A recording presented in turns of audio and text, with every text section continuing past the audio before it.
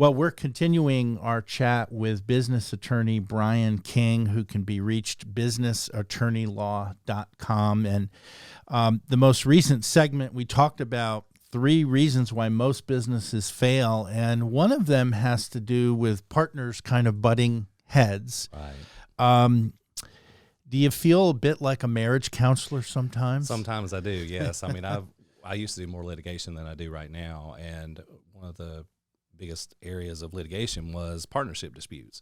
People that got crossways and they're then fighting over this business like it's a child custody battle or something, Sure. And Yeah. and it's sometimes you'll have someone who puts in money and the other guy is kind of operating the business. Sure. and after a certain period of time the person who's running the business says, well, we're doing well now and we're making money. I don't need you anymore. I don't need Right. that backing anymore. Sure. And the person who's provided the backing is like, well, it's time for me to reap the rewards now. Right. Without the backing, Right. you may not have gotten Exactly. there. So I understand. Exactly. Yeah. So it's very important for business partners to have a understanding when they're going into business as to what each of them is going to provide and how they're going to provide, or how the business is going to provide them rewards later on if the business is successful.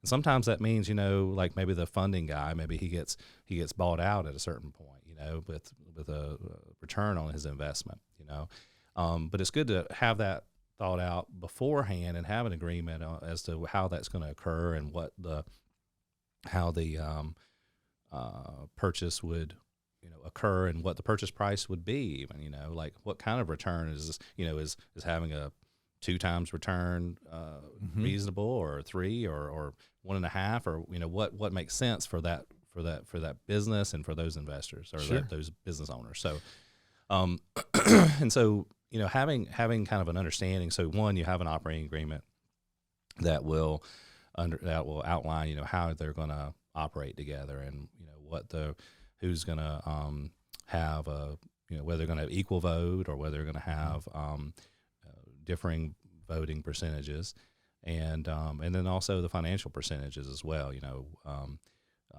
When the company earns money, who's going to take more of that money, over time and stuff. So, and then kind of a less formal understanding about the roles of Right. the business owners. And Yeah, in our case with Augusta Business Daily LLC, my partner has a role.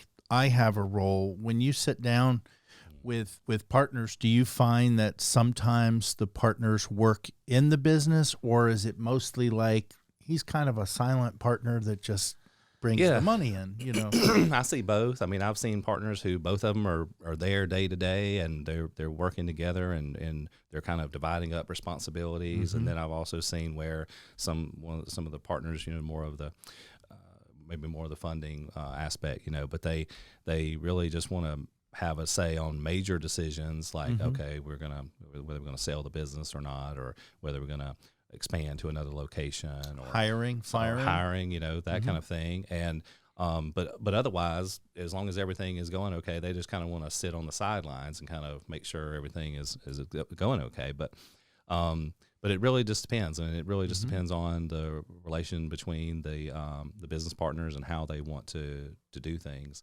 And it's just good to kind of have that understanding at the very beginning, before either the problems that are coming up or money is starting to be made and they're trying to decide what to do with it. Sure. So, We're continuing to chat with Brian King. He's a business attorney, not only in the Augusta area, but with an office in Atlanta.